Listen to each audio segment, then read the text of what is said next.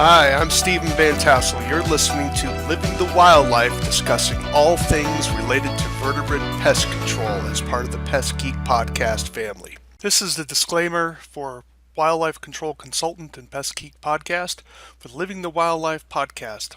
Always follow national, state, provincial, and local laws when using pesticides and or other control methods to manage pests.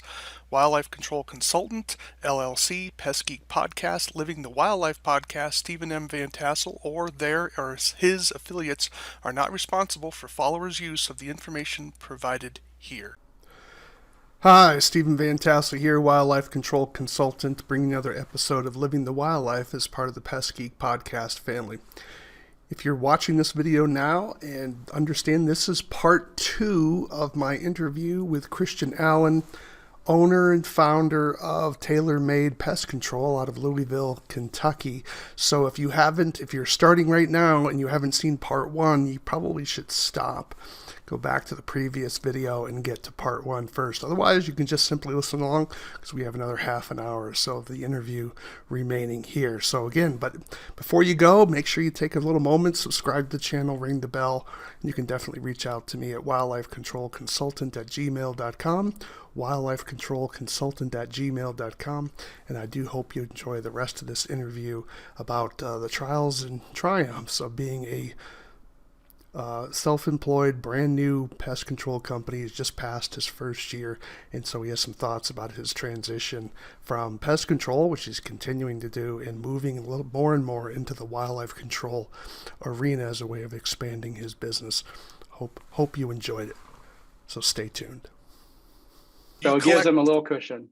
Do you collect all the money up front? Or do you do it 50% at the beginning and then 50% at the end? How do you? What I liked about the flat rate is that you were paid all at once, and so you didn't have to worry about chasing your customer. But I don't know how you did yours.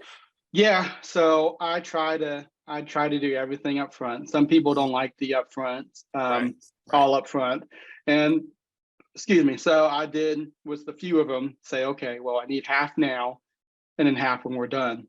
But this year I'll probably just be all up front, just because, a lot of things can happen. And so I did have one instance where we didn't catch anything, but they weren't hearing anything else. Right. So we didn't catch anything. We shouldn't have to pay them. No. Problem solved. No, yeah, the problem solved. We've set the trap. We've checked the trap. Like there's other things associated than just catching an animal that gets paid for. That's right.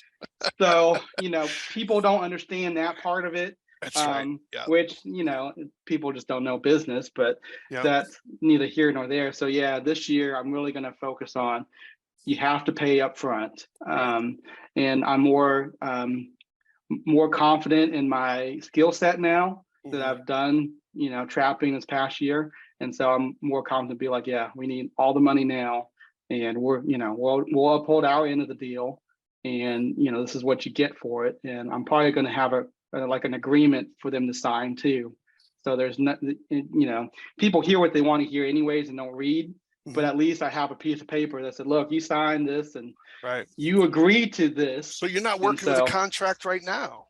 I'm not. No, it's just kind of okay. Word of mouth, like handshake type deal. No kidding. We're doing. Okay. Yeah. Well, you're still in the kind of that quasi Bible belt anyways. So people are still, that would be, I would definitely encourage to get that contract done without a doubt. So I have one I put available online for people, so you're happy to grab it and use it for whatever you want. So it's out there for anyone in our audience, for yourself, but definitely have it checked out by a lawyer in the states you're working in to make sure it follows, because some states have different kind of quirky rules, but at least it gives you something that your lawyer can edit without you having to pay an inordinate amount of money. And it's, have at it.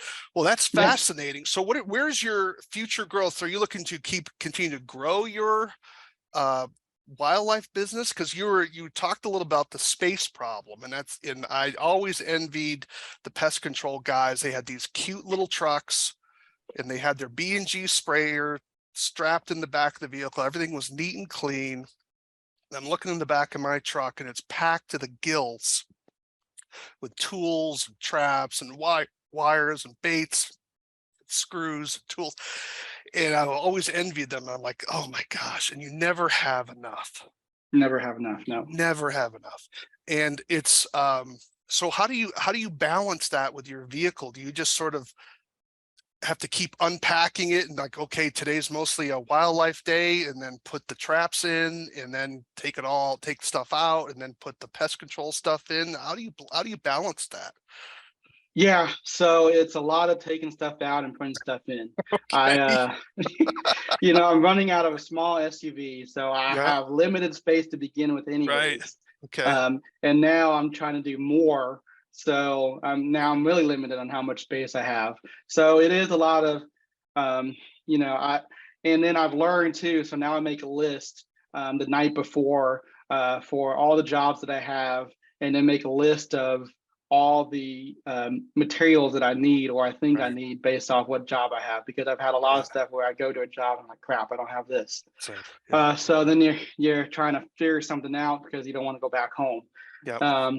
But yeah, so it's a lot of taking things out, putting things back in, and just rearranging. My vehicle doesn't have a set like arrangement or setting because it Right. changes daily. Changes that much. And Yeah. yeah, that it's just what it has to be for right now. Yeah. Eventually, I want one of those big ProMasters. Mhm. That's my goal, and hopefully, I wouldn't have to do as much of Yeah. that. But That'll especially save with you a ton of exclusion, time. That'll save you a yeah, ton of time. Yeah. especially with exclusion work, because you got to have all Mhm. the tools. You got to have Right. the drills and the screw gun and the cutters and Yeah. the material, the hardware cloth or the sheet metal. There's just a lot of things you need, and so it is when I have an exclusion job, it's pretty much that's all I'm doing for the Yeah. day, and it takes up my whole vehicle. Selling many chimney caps? Do you do a lot of chimney cap work? I have done a handful of chimney cap work. Okay.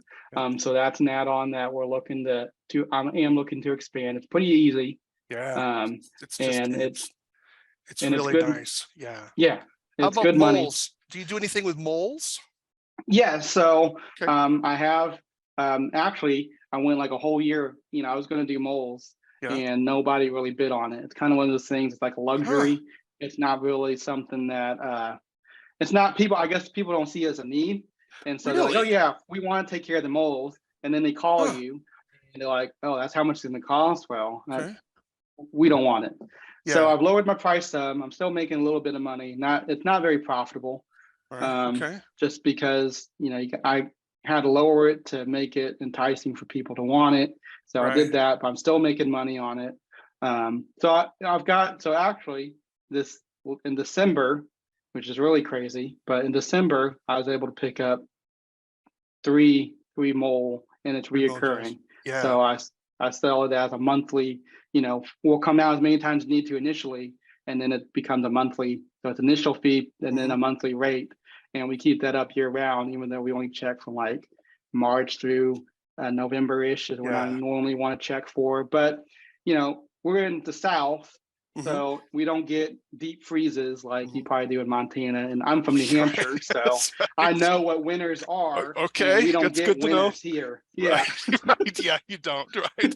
Well, that's the thing. And because I really miss trapping moles when Massachusetts banned our mole traps. That really hurt me, because that was the only part of my business that was recurring, that I could have the same customer come back. But Mhm. I'm really intrigued by that not being a bigger part of your business. I would have thought Louisville would have had enough wealthy people in that larger region that would have wanted to care. I call them lawn Nazis. They're just fixated on their grass, and certainly probably golf courses as well. But so I'm very intrigued. I'm wondering if this is because maybe you're still new and the word's not out yet, maybe. And so It I'm could, wondering. it could, it could be that for sure. Yeah. I am new and I Yeah. haven't really marketed it, so I am going to Okay. try to market it more this year. Uh-huh. But I do know that there's other companies out there, Right. That do it. and they are cheaper. Yeah. I'm still not, the cheapest, Mhm. and I mainly use baits with the moles. Okay, so you're using the So rodenticides. I mean, the yep, the toxicants there. talparid. Yep. Talparid you're using, and you're happy with talparid? Yeah, I get Okay.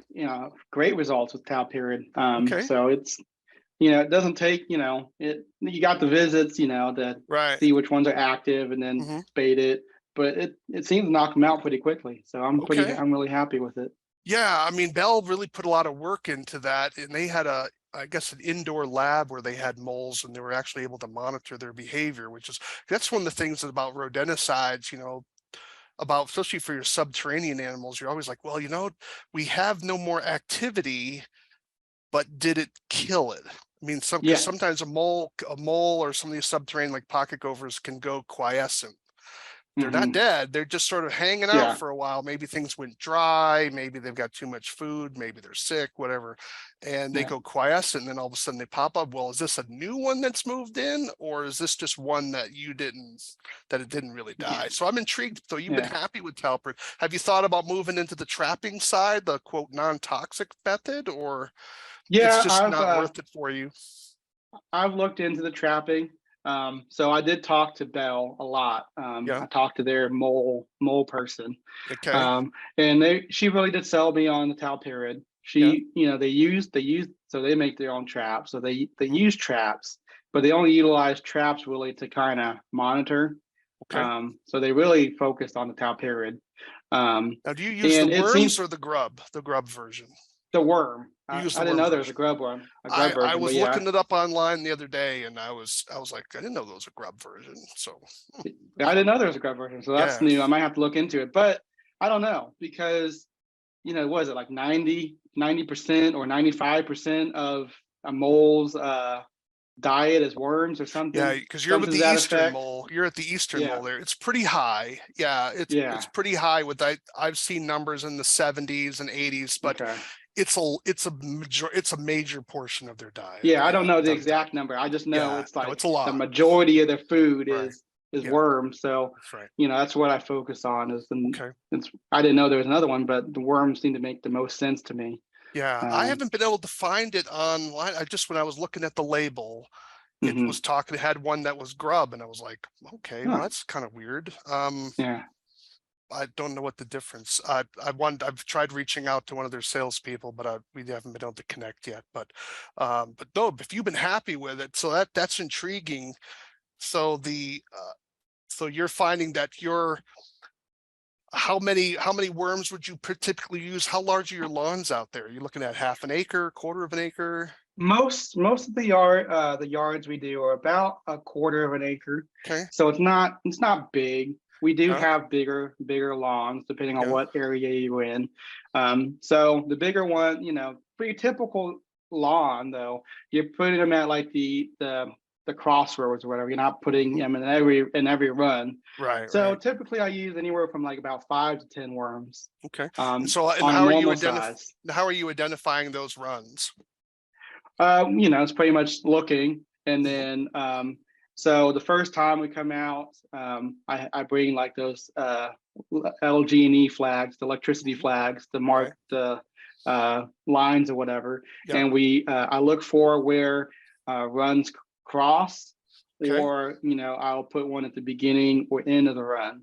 And Okay. then you poke a hole in it, mark the hole, and Yeah. then I'll come Yeah. back in 2 days See and if it's see which plugged. ones are plugged back up. And then Okay. those are the ones that um, that we put the worms in. Treat them. And and originally I thought, well, I will just bait all the runs because if they're colony, then all these are active, and that doesn't seem the case. And then you're wasting worms. Yeah. So when I was doing it that way, I was using a lot of worms. Now that I'm doing it this way with the flags, it's like, okay, Yeah. well, we were using like 15 worms. Now we're down to like 5 or 7. I'm Yeah. like, that's a lot better Yeah. profit wise. Yeah, because it takes a little bit of, but it's also the travel time. I mean, because Yeah. I think in the earliest version of the label, you actually had to go back and remove the worms that weren't taken, Oh, which really? really added. Yeah, so you had a lot Whew. of steps. So when people were saying, well, I use worms, traps take too much work, and I'd be like, if you read the label and followed it, Hmm. how are you saving that much time? I mean, it was like Yeah, I can set the more trap, time. right? I can set the trap immediately when I arrive, but if you're doing the bait, you have to come out, do the pre-check, you're testing for the active runs, then you have to go back and remove any unused bait. But I think they've removed that from the label if memory serves. I mean, it's kind of weird how, because these labels are, they can kind of trick you up if you're not careful. And sometimes, Yeah, and then they change. I just saw a label on another product a little while ago that changed, and they were requiring a respirator to apply it. And I really. was like, what? They've been using this product for decades without a respirator. Yeah, And it was a rodenticide, right? So we're talking about, yeah, and that's coming, folks. I mean, I've yeah, got a podcast on that. So these labels, you can't just, oh, we've been using it for years. No, no, no.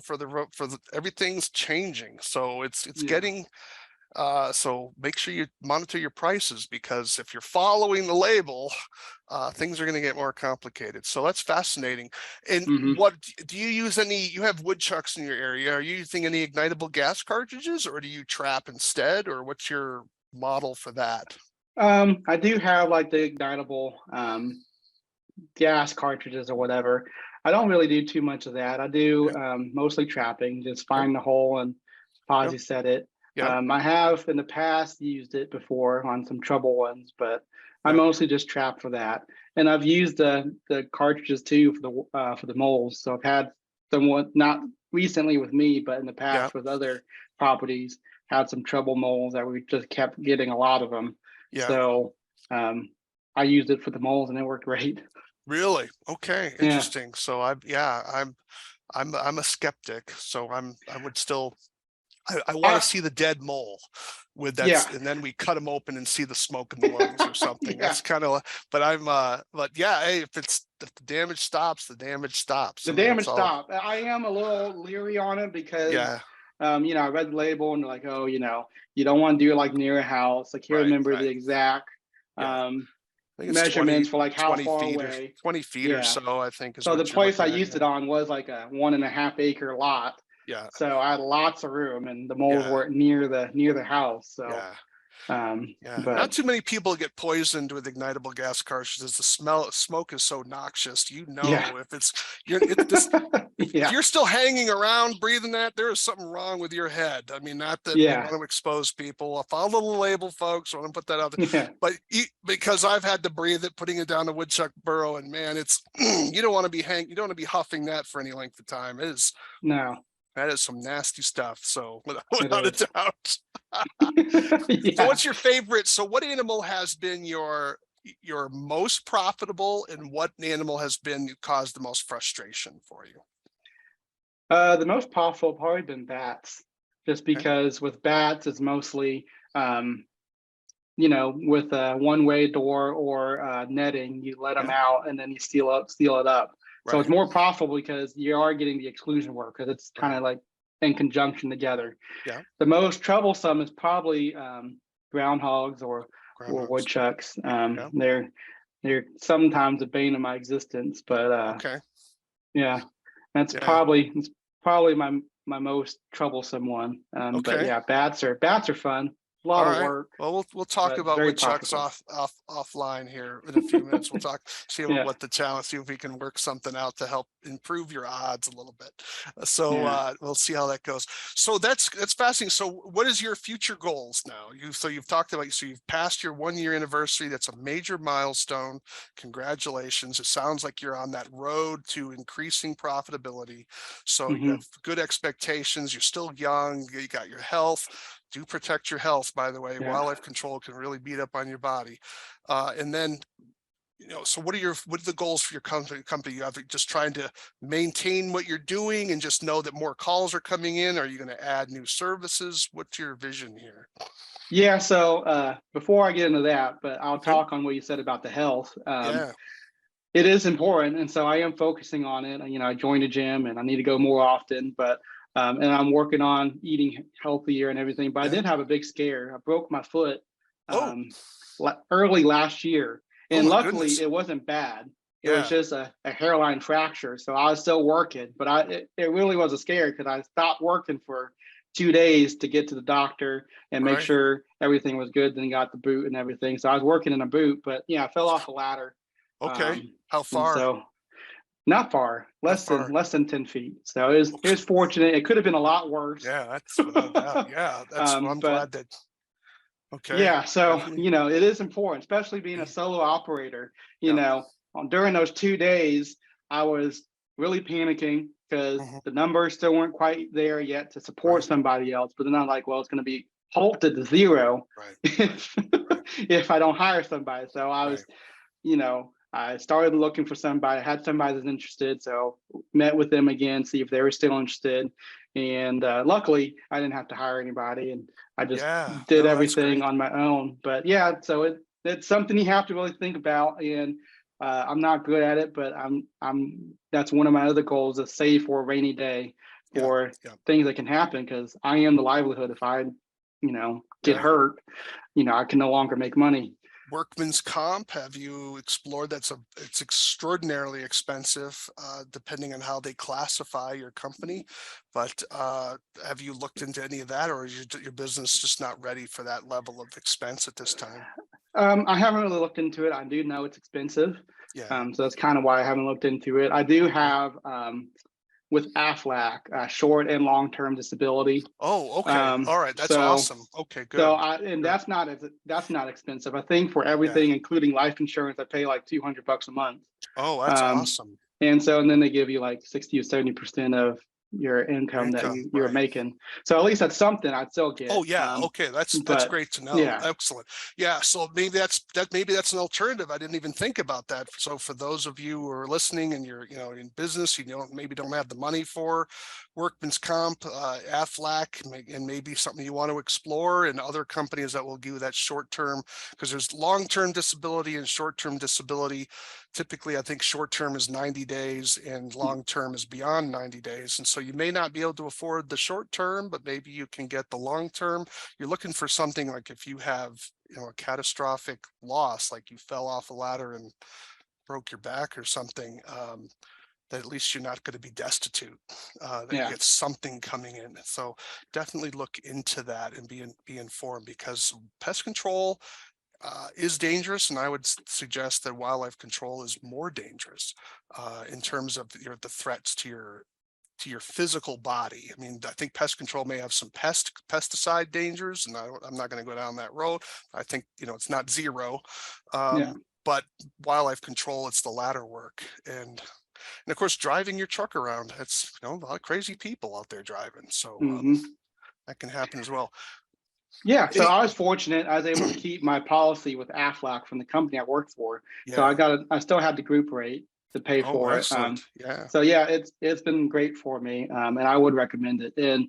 wildlife is probably more dangerous. I was having this discussion with somebody in Ohio. I was Yeah. telling them they should get into wildlife, but he doesn't want to because of a lot of work. Yeah. And so it's a risk you have to take That's if right. that's what you want to pursue. There's good and bad to both. Oh, absolutely. Um, Yep. but as far as growing my company, I do want to grow wildlife. Hmm. So I got really busy in the summer. Well, I was really busy with the bugs too, but like near the end of the summer, it got really busy with the wildlife. And so it was, I was doing more wildlife than I probably was doing pest control. Um, and so I do want to grow it. I know, like I said, just within like 10 months, it was 21% of my company. Yeah. Um, and so I do want to expand it. I think there's a lot of opportunities for in there. Maybe not so much with the trapping side, but with the exclusion work. Oh, yeah. Because what I'm learning was, so before COVID, we pretty much referred, when I was working with somebody, which referred all the exclusion work to another company, Hmm. or just told them go look for a handyman, and people were able to find handymans and get it all taken care of. Yeah. During COVID and still now, it's really tough to get anybody to do any sort of sealing Small or work. Yeah. That's small small work. work. Yeah. And I learned that most people or companies don't touch anything like under 20 grand, which is crazy Right. for me anyways. Yeah. I'm like, I'll take Yeah. all of it. It's there's So I've heard of a franchise that I think it was like, I don't know what the name of it is, so don't quote me, folks. It was like a little handyman franchise, and they tried to specialize in small jobs. And I haven't really, Montana, we don't have much because our population's so low, but I've seen it. It's out there, but that is the biggest need desperately. But some states make it hard because they require a contractor's license for some of that stuff. So, look at your own laws and find out what you're obligated for. I mean, some places are so strict, like putting a nail in a wall practically has to have a contractor's license. You're like, really? Come on. It's just a little ridiculous. But so check out your own area. But that is where the money is. Hire a carpenter. You can teach them the wildlife, but it's really hard to teach the carpentry to a wildlife guy. So and that's what I'm learning. So Yep. I'm this past year I'm learning the trapping, learning about policy setting more, making myself, because like I said before, originally we were just dabbling in it Yep. with the other company. And then Yeah. when I decided to go get my licenses and permits, I was like, well, if I'm going to go do this, then I've become an expert in pest control, and I've dedicated the time to learn what I can in pest control. I really need to do that with the wildlife, and I never Yeah. really done that. So then I really focused on learning more as much as I can, and still learning the wildlife side of things. Yeah. And the same is with the exclusion. I'm probably going to need to hire somebody this year to help me with the work.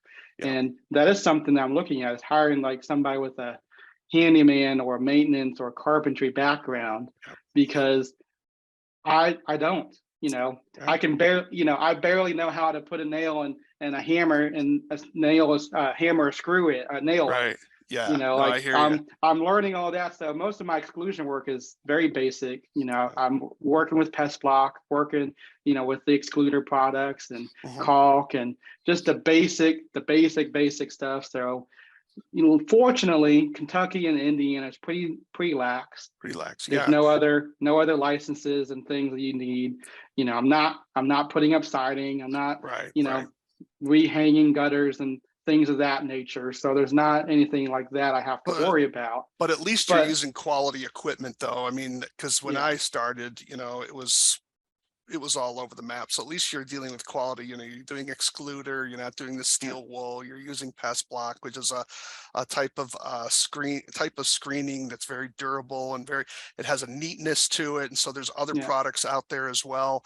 But you're using quality. Just be careful of foam, folks. I mean, foam has a place. I'm not saying you never use foam, but foam degrades under UV radiation. So if you're going to use it to fill a void, that's fine, but make sure you cover it with something that's solid, because mice will chew right through it without a doubt. Yeah. So, I've done something with foam, and then I learned that I just don't want to do it with you're steel right, foam. right. Yeah. So it's not foam is evil. When I'm not saying foam is evil, foam has a place, but you have to make sure you're using it properly and use the quality, long lasting, the caulk, the excluder fabric, and because then the product's going to last for years rather than being this nasty orange or whatever.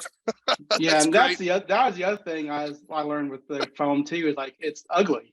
Oh, it's just terrible. I wasn't saying, none of my work is necessarily beautiful, but Right, it's not, it wasn't like as ugly as yeah. foam. So I've kind of stopped using foam. I try not to. Yeah. But hardware cloth and things like that. I think there's a place sometimes with some large gaps behind walls that you need to kind of fill that for insulation purposes, stop some airflow, but then you're covering it with something permanent, whether it be flashing or wood or something else to that regard. But if you need to fill a big void, foam is obviously going to be perfect.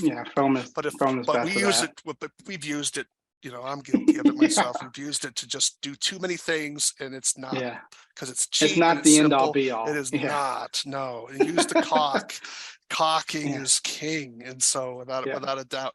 Are you have you used anything with metal brakes? Have you used metal brakes at all? I have not. I have a hand seamer.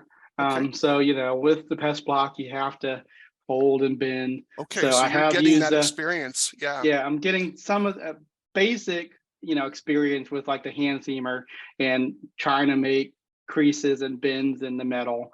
Haven't messed with a metal brake yet. I know that's on the list of things to probably look into, because I am trying to expand using more with the pest block. Yeah. versus hardware cloth, because I use a lot of hardware cloth, and it works. Not the prettiest, No. and I know it's not necessarily the best. So Right. No, without a I'm trying doubt. to learn with that.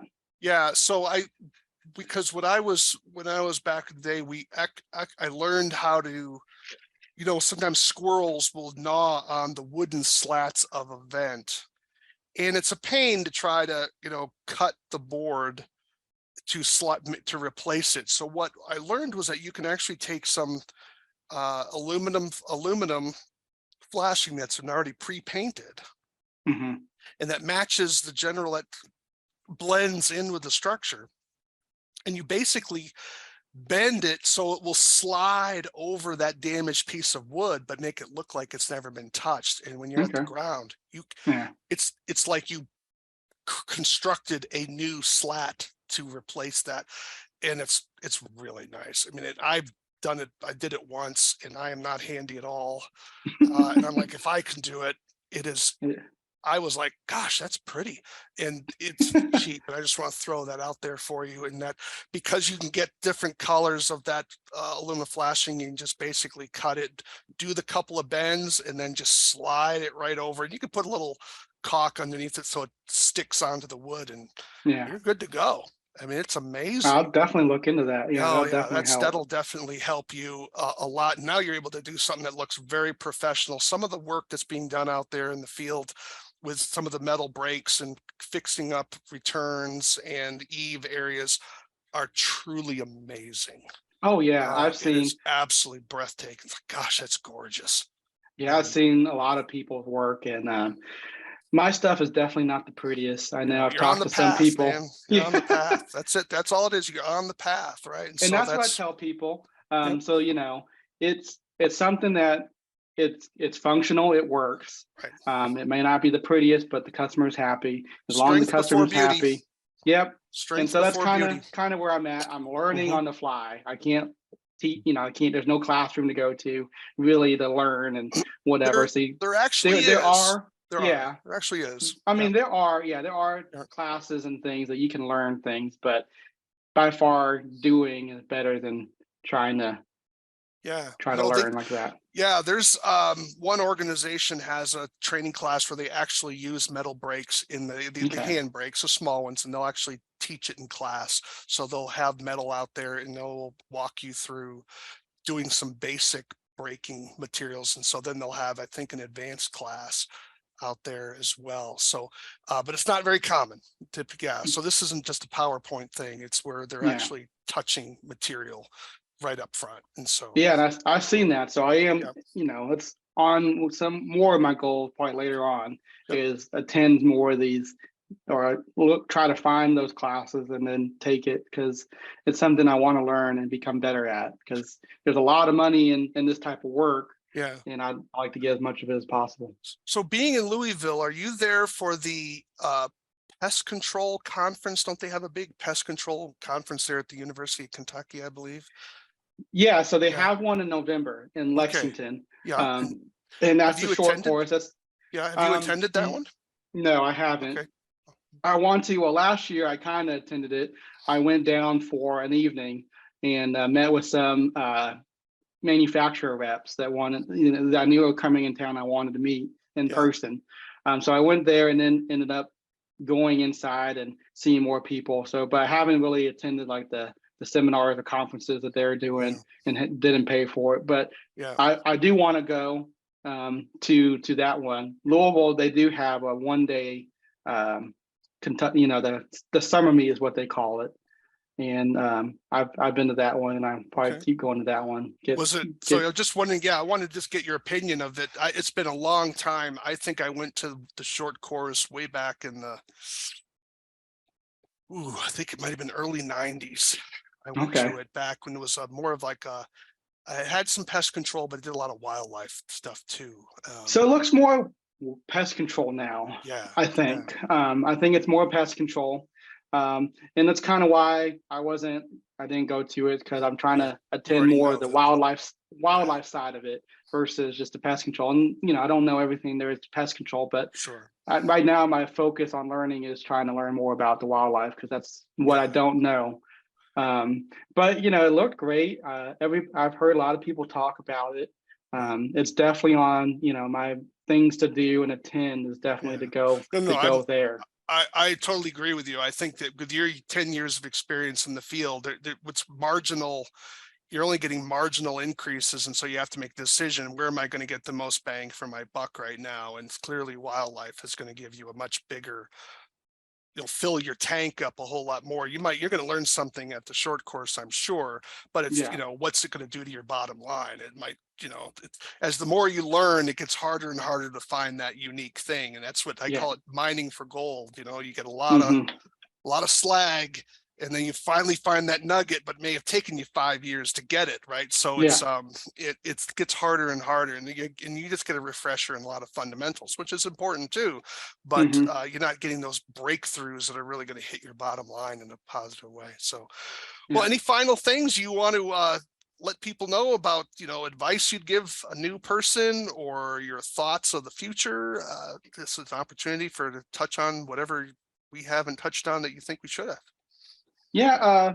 I guess I'll leave with some advice. So I've talked to a lot of different pest control operators that want to get into wildlife more, and they ask me how, or they think, oh wow, you just know all the stuff, and I don't. I've had a lot of conversations with a lot of wildlife operators to get the knowledge that I have now, but I'm continuing to learn. And the biggest thing is just do it. It's kind of like starting a business. You just have to do it. Yeah. And you're gonna make mistakes. I've made mistakes with trapping a female raccoon that just gave birth to a litter, and then we move them, and now you have the litter inside the house, and you got to deal with that mess. So there's a lot of mistakes that I've made, and it's like, yeah, we're not going to do that again. But you just got to do it, and you Right. can't be afraid of making those mistakes. I made the mistakes. We made it right with the customers, and we move on. Like, I learned from it, Right. and it's it's a painful learning experience, but they say experiences or life is is the best teacher. It really isn't, but it is the best teacher, just because it's horrible, because you go through, you're like, crap, what the heck did I get myself into? Right. But then you learn it, because you're like, well, we're not doing that again. Right. And so you just got to do it. And same thing with Sure. the exclusion work. I don't have Right. carpentry background, I don't have metal work background, Yeah. but I talk to the reps, I talk to other operators, learn how they do it, and then I just do it. And it takes me 10 times longer probably. So the more exclusion work I've done, the faster I've gotten at it. Right. But I talk to some people, like I have a friend, Kenny, in Ohio, and he's like, oh, this is going to take you like 2 hours. Well, 6 hours later, here I am still trying to finish it off, and like, well, that didn't take 2 hours. But it's learning process. Yeah. And I'm going to start charging more. So the other thing too is, with my pricing, for the pest control side, I am definitely higher on most everything. On the wildlife side, I decided to go cheaper, just cover expenses. Yeah. Because so I looked at it as, I could go to classes like you were talking about, and pay the couple $100 it is to go learn, actually to do it, or I could stay at home, get the customers, and then do it on myself, and then learn that way. So for the most part, this past year with the exclusion work and everything, I've decided I was going to pretty much just kind of cover costs and cover my time, and not really make as much money as I could have made on the job. Because I talked to some people like, man, you could have charged a lot more for that. I'm like, well, I'm not confident in it, and it doesn't look the prettiest. Like you show, like you said, they send pictures of what they've done with all the metal. I'm like, oh my gosh, wow, you can do that? How do you do that? So I'm not an expert yet. I can't charge expert pricing. But this year I'm more comfortable with it, so I am going to raise the prices on it, and then make more money on it. But just do it. That's the biggest thing, is you're going to make mistakes. Don't be afraid of mistakes. And a lot of times, maybe it's just being kind of like in the Bible Belt per se. People are pretty forgiving. If you're honest and you're like, I messed up, or this thing could turn out like the way we thought it was going to turn out, and as long as you try to make it right, people are generally understanding. They might not be the happiest, but no, I would agree. I think a lot of lawsuits are caused by There's some people that are just constant litigators, but as a rule, most people are only suing because they feel they've been desperately wronged.